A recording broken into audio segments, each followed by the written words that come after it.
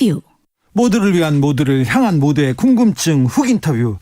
성난 부동산 민심을 잡아라. 4.7 재보궐선거 이후 정치권에 내려진 국민의 명령입니다.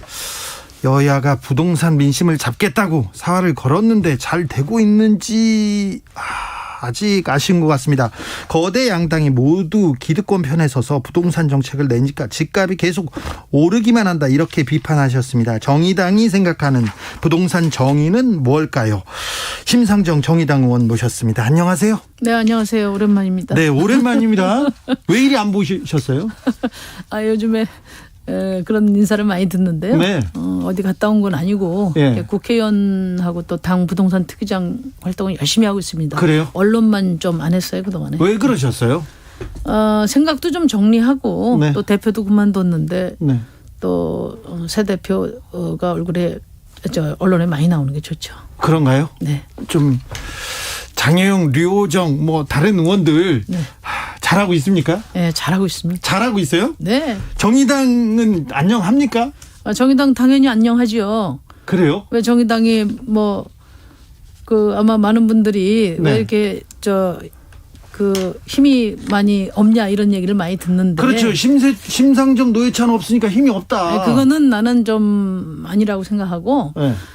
사실 작년에 그 비례연합당 폭거 이후에 저희가 이제 9.7%를 받았는데, 지지는 이제 9.7%를 받았는데 의석이 2%밖에 안 되잖아요. 네. 사실 6석 가지고 그렇게 할 수 있는 일이 많지 않습니다. 네. 그렇지만 그럼에도 불구하고 이제 큰 당들이 못하는 우리 사회적 약자를 대변하고 또 민생을 챙기는 일은 누구보다도 헌신적으로 하고 있어요. 네. 예를 들면 겨울 내내 단식하면서 중대재해기업 처벌법 아쉽지만 또 만들어냈고, 또 국민 80%가 지지하고 있지만 지금 큰 당들이 안 움직이는 차별금지법도 지금 적극적으로 밀고 있고요. 네. 또 부동산 문제에 대해서도 집 없는 서민을 대변하는 목소리는 저희가 유일하지 않나 이렇게 생각합니다. 네. 민주당이 기득권 세력이 됐다면서 강하게 비판하셨던데, 민주당, 문재인 정부 아쉬운 점이 많습니까? 지금 이제 민심과 아주 동떨어져 있죠. 그러니까 대통령 선거, 지방선거, 또 국회의원 선거를 국민들이 전폭적으로 이렇게 뒷받침을 한 거는 네. 과감한 민생개혁을 하라고 한 건데 네. 사실 그동안의 민생정책은 완전 실패했다고 봐요. 예를 들면 이제 아주 오랜 수건이었던 경제민주화 3법 같은 경우는 완전히 용두삼이 됐고요. 네. 또 아까도 말씀드렸지만 중대재해기업 처벌법은 재계의 입김에 핵심 조항 다 녹아내렸어요. 네. 그리고 이제 부동산 투기 이제 세력 뒤쫓다가 사실 부동산 가격 역대 정권 중에 최고 폭등했고, 또 무엇보다도 다주택자가 가장 많이 양산됐습니다. 이 문재인 정부 하에서. 네. 그렇기 때문에 국민들의 그 실망과 분노가 4.7 보궐선거에 반영된 것이다 이렇게 봅니다. 이후에 민주당에서 부동산 잡겠다, 이제 정신 차렸다 하면서 이렇게 자꾸 부동산 정책을 쏟아내고 있는데 어떻게 네. 보십니까? 그러니까 이제 결국은 부자 감세하고 빚내서 집 사라 이건데요. 저는 이제 그 구체적인 내용보다도 4.7 보선 이후에 민주당의 태도는 정말 우왕좌왕 중심을 잃었다 이렇게 봐요. 그러니까 투기 세력들이 이제 흔들면 굴복시킬 수 있다 이런 자신감을 줬고, 네. 그래서 좀 다 버티게 들어갔지 않습니까? 네. 이렇게 되면은 어떤 정책이든 이제 백약이 무효다 이런 생각이 듭니다. 최근에 정의당이 국민의당하고 손잡고 LH 특공 국정조사 요구서 제출했습니다. 네. 민주당에서는 거부했고요. 네. 이 부분은 어떻게 보십니까? 왜 국민의힘하고 손잡고 하냐 이런 얘기들 많이 하는데, 네. 이 특공 폐지와 국정조사 제안은 이제 저희가 드린 거고요. 네. 더불어민주당하고 국민의힘에게 공의 요구를 했는데, 이제 국민의힘하고 국민의당 호응을 해서 국정조사 요구를 했고요. 얼마 전에 당정 협의를 통해서 특공, 그러니까 제가 제안한 특공 폐지는 이제 전격 수용이 됐어요. 다행이라고 생각하고, 그럼에도 불구하고 지난번 관세평가분류원에서 드러난 것처럼 그러니까 각 핵심 부처들의 총체적인 기강 회의가 있었고, 또 특공이 어떻게 투기로 전환됐는가, 또 특공 폐지 후에 대책은 어떻게 만들어야 되는가, 이런 것들은 여야가 머리를 맞대고 국회에서 해야 될 일이라고 생각하고요. 특히 특공 문제는 문재인 정부에만 있었던 일이 아니고 과거 이명박 박근혜 정부를 거치면서 누적된 거거든요. 네. 그래서 저는 여야가 머리 맞대고 같이 풀자. 집권 여당이 아무리 힘이 세도 혼자 하려고 하면 안 된다. 네. 그 말씀 드립니다. 네. 5007님께서 와, 존경하는 심상정 의원님 너무 반가워서 반찬 만들다가 장갑 벗고 문자 보냅니다. 자주 뵙고 싶어요. 이런 분들 많습니다. 6747님께서 정의당이 2030 세대들의 지지를 얻지 못하고 그 지지를 국민의힘이 받고 있다는 것에 대해서는 어떻게 생각하는지 궁금합니다. 이렇게 물어봅니다. 네, 저희 이제 분발해야 된다고 생각하고요. 예. 이제 국민의힘에 지금 이제 그 청년 후보가 당대표 후보로 부각되면서 네. 굉장히 놀랍습니다. 네. 그런데 이제 돌이켜 보면 지난 4.7 보궐선거에서 이제 그 청년들이 종이장도를 세게 던졌잖아요. 네. 그동안에 이제 정치권에서 청년들 호명하면서 사실 청년들 제대로 보듬어 준 게 없거든요. 네. 그 청년 유권자들의 분노, 참여가 변화를 만들고 있는 거라고 저는 그렇게 보고요.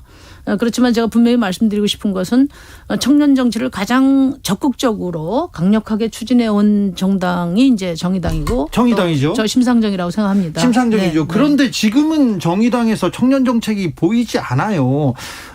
젠더 이슈는 좀 보이고요. 그리고 정의당에서 40세 이상만 대통령 출마하고 있으니 이거 규제 철폐해야 된다 촉구했는데 이게 그렇게 중요하고 시급한 문제는 아니잖아요. 아니, 그러니까 청년 정책이 안 보인다는 게 아니라 이제 저희 당의 마이크가 좀 작을 뿐이죠. 사실 이제 청년 정치와 관련해서는 이제 정책도 물론 우리가 앞장서서 낸 게 많습니다. 이번 재선 보궐선거 때 보면 청년 기초 자산제, 그 이제 제가 제일 먼저 낸 거예요. 그런데 지금 사실은 이제 동의도 없이 다들 이제 이렇게 사용하고 있는데, 그것도 있고, 그 다음에 청년 정의당도 단단하게 만들어져서 지금 청년 정치에 저는 산실로 성장해 가고 있다고 보고요. 또 무엇보다도 청년들의 정책을 대변하는 것도 중요하지만 청년들에게 마이크를 주고 또 자신들이 살아갈 미래 사회에 대해서 기획하도록 하는 것이 더 중요하다. 그런 점에서 당내에서도 당 안팎에서 많은 논란이 있었지만 청년 비례의 그 명부를 정당 사상 처음으로 만들어서 저희 당에 지금 2석이면은 다른 당에 한 4, 50석 되는 거거든요. 네. 맡겨놓고 있고 이제 뭐 여러 시행착오들도 있지만 저는 뭐 청년의 문화와 정서, 감성이 대한민국 국회를 많이 바꾸고 있다고 봅니다. 정의당이 마이크는 작았지만 그래도 심상정이 그래도 노회찬이 다 돌파했었는데 예전에는 그랬는데 그런 생각도 합니다. 조국 전 장관 문제에 대해서는 정의당은 좀 비판적이었어요. 그때부터 민주당 지지자들하고 약간 대립하는 그런 모습도 보였고요. 이제 조국 장관 문제에 대해서는 이제 정의당은 그 어느 정당보다도 공정과 정의를 핵심 가치로 삼는 정당인데, 그런 정당에서 말하자면은 어떤 그 불공정의 여러 사례들이 표출된 그런 장관을 승인한 것에 대해서 특히 이제 많은 지적이 있었다고 봅니다. 그런데 정당이라는 것은 또 그 가장 그 우선적인 어떤 목표나 전략에 따라서 여러 그 우선순위를 조정할 수 있지만 결국은 그렇게 해서 이제 선거제도 개혁이 성공했으면 또 불가피한 점이 있었다 이렇게 인정이 됐을 텐데 그게 또 실패했잖아요. 그러니까 당연히 정의당으로서는 조국 장관의 그 불공정 문제를 더 적극적으로 제기하고 또 청년들의 미래를 열어갈 수 있는 어떤 공정사회에 대한 그 입장을, 그 열망을 더 적극적으로 대변했어야 된다 하는 그런 지적을 저희는 받아들입니다. 최근 윤석열 전 검찰총장 계속해서 언론에서 이렇게 띄우기를 하는 모습도 보이고 아무튼 뭐 대선 주자로 뭐 각광을 받고 있어요. 그 부분은 어떻게 보시는지? 글쎄 뭐 저는 그분을 본 적도 없고 네. 그분이 뭐 대선 출마 선언을 한 것도 아니기 때문에 이제 언론이 이제 많이 앞서가고 있는 거죠. 저는 지켜보고 있습니다. 그러나 누구든 국민들의 새로운 기대를 모으는 사람은 이제 큰 정당들에 대한 불신 때문에 이제 새로운 기대가 모아지는 거잖아요. 네. 그 점을 명심해야 된다고 생각해요.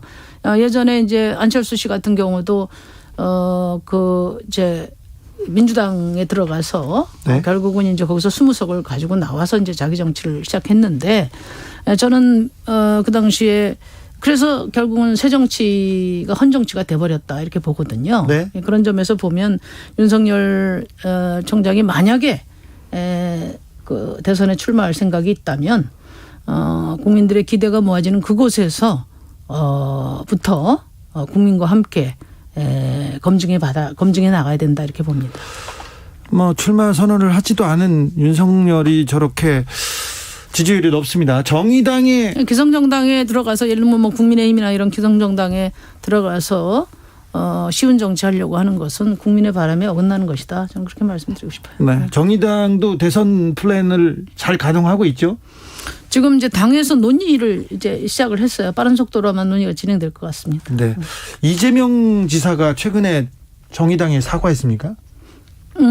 그게요. 좀 황당한 일이 있어서 그랬는데, 그러니까 이제 지금 이제 법적으로 아직도 우리나라는 노동절이 아니고 근로자의 날이거든요. 네.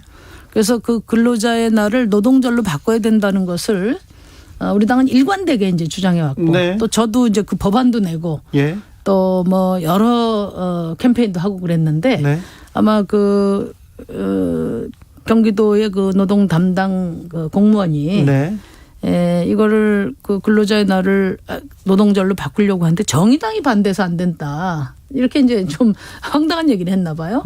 그래서 사실과 다르네요. 네, 그래서 이제 지사께서 직접 사과한 것으로 알고 있습니다. 네. 0688님께서 정의당의 라스트 제다이 상정씨 화이팅 합니다. 2661님께서 심의원님 화이팅. 그리고 법사위 때문에 늘 시끄러운데 이번에 법사위 기능을 축소시키는 건 어떨까요? 그래도 법사위만 노른자일까요? 이렇게 물어봅니다. 그러니까 이제 저는 그게 바로 내로남불 정치라고 보는데요. 원래 법사위에서 그 자꾸 심사 기능만 하는 것으로 정치적인 다른 상임위원회에서 심의한 것을 다시 내용적으로 건드리는 일은 하지 말아야 된다 이런 얘기가 있었지 않습니까? 그게 사실은 여야 공통된 의견이에요. 근데 자기들이 집권하면은 법사위를 사수하면서 그 법 개정을 계속 미루고 있단 말이에요. 저는 지금 민주당이 법사위 가지고 이렇게 국회를 긴장시키고 또 대결하도록 만들지 않으려면 민주당이 집권했을 때 지금 법사위를 기능 조정하는 법안을 빨리 처리해야 된다고 봅니다. 네. 그게 책임 있는 태도라고 봐요. 0002님께서 심상정으로 삼행시를 보냈습니다. 심각하게 고민하고 상식이 통하는 정치를 해주세요. 지지합니다. 이렇게 얘기했습니다. 진즉에 나올 거 그랬네요. 지지가 이렇게 많으면. 심상정 지지자들 지금 가족 친구들 다 온 것 같아요. 9849님께서 심상정 의원님 앞에 나서 주셔야 합니다. 정의당이 힘을 받을 수 있어요. 그래야 인지도가 낮아져서 마이크가 작아지고 있습니다. 이렇게 걱정하는 사람이 있습니다. 네. 자. 지금 민주당이 국민의 마음을 잘 못 얻고 있는 것 같죠? 네, 그렇습니다. 뭘 어떻게 하면 마음을 얻을 수 있을까요? 좀 알려주세요. 그러니까 저는 이제 뭐 이게 좀 오래된 좀 지난 얘기인데 촛불 정부로서의 소명을 잘 기억했어야 된다고 봐요. 이제 결과적으로 지금 이제 개혁은 후퇴하고 또 민생은 이제 실패를 했는데. 사실은 이제 그 어떤 대통령도 자신이 낸 공약을 완벽하게 지킬 수는 없어요. 그러니까 무슨 얘기냐면 슈퍼 대통령 시대는 이제 끝났다 저는 그렇게 보거든요. 거대 양당이 이렇게 치열하게 대결 정치를 치닫고 있는 상황에서는 우선 대통령 지키려면 강력한 팬덤이 필요하고 또 반대당 이기려면 180석이 필요했던 거 아니냐 이거죠. 그러니까 국민들을 위한 어떤 개혁이라든지 민생은 뒷전으로 밀릴 수밖에 없는 지금 정치 시스템을 빨리 바꿔야 된다. 그래서 이제는 이제 아까 청년 얘기도 했지만 청년의 요구 다르고 또 우리 노인 세대 요구 다르고 또 직업별로도 다 달라요. 그렇기 때문에 다원화된 이런 정치적 요구들을 담는 다원주의적인 정당 체제로 가야 되고 그걸 바탕으로 협력 정치가 이루어져야 되는데 그 절대적으로 중요한 그 정치 개혁을 이렇게 배신한 것이 결국은 부메랑으로 지금 문재인 정부에게 돌아온 것이다. 저는 그렇게 보거든요. 그래서 앞으로도 누가 대통령 후보가 되든 뭐 굉장히 좋은 공약 보따리 다 들고 나오겠지만 과연 누가 되더라도 그 공약을 제대로 이행할 수 있을까 근본적인 질문을 해봐야 됩니다. 앞으로 네. 정치 어떻게 바꿀 것인지에 대해서 다시 원점에서 논의를 모아가야 된다고 저는 생각합니다. 촛불이 모아준 절대적인 정치 개혁의 열망을 배신했다. 아우 강합니다. 정재훈님께서 정의당 색깔이 요즘 안 보여요. 장하루님도 정의당 뭐 했습니까? 얘기합니다. 그동안 소수 정당이었지만 그래도 소신 정체성 정책은 정의당다웠다. 그래서 큰 당을 견인하기도 했어요. 촛불 때도 그렇고요. 제일 먼저 촛불을 들고 이끌어 가기도 했습니다. 그런데 지금 정의당은 그러지 못한 것 같아요. 그리고는 페미니즘 정당 될 거냐 될 거라는 얘기도 있고요. 또 소소한 담론에 갇혀가지고 정의당 모습을 못 보여주는 것도 좀 걱정하는 분들이 많습니다. 정의당의 존재 가치는 뭔가요?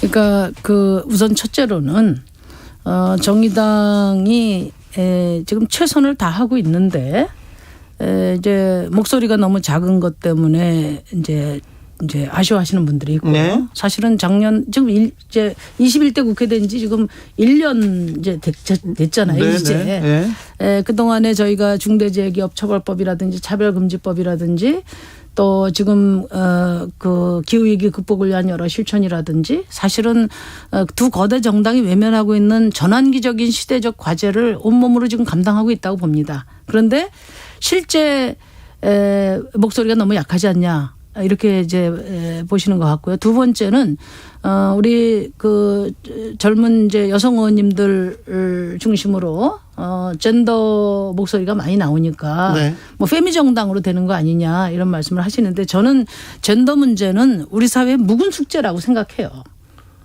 그러니까 뭐 성평등 사회로 가자는 것에 대해서 누가 반대하는 사람은 없으리라고 보고요. 네. 예. 그런데 오랫동안 우리 사회가 이 젠더 폭력이라든지 이 불평등 문제에 대해서 특히 성폭력 분야에서 많이 지체됐기 때문에 이게 폭발적으로 미투 이후에 쏟아져 나오는 거라고 봅니다. 그래서 이 밀린 숙제를 우리 정치권이 빨리 감당해 가면서 어떤 그 차별 없는 평등 사회로 나가야 된다. 그렇게 보고 저희 정의당이 그런 문제와 관련해서 원칙적으로 대응하고 있는 것이 좀 도드라져 보이는 것이다. 이렇게 생각하고요. 저희가 중점적으로 두는 것은 여전히 불평등 문제, 기후기 문제, 그다음에 차별 해소 문제, 또 아까도 많은 분들이 말씀하셨지만은 아까도 많은 분들이 지적하셨지만 우리 정의당이 원래 추구하고자 하는 사회적 약자를 대변하는 소임을 굳건히 지켜왔고 또 앞으로 지켜갈 거라는 약속을 드립니다. 알겠습니다. 지금까지 정의당의 심상정 의원이었습니다. 네. 감사합니다. 예, 감사합니다. 나비처럼 날아 벌처럼 쏜다.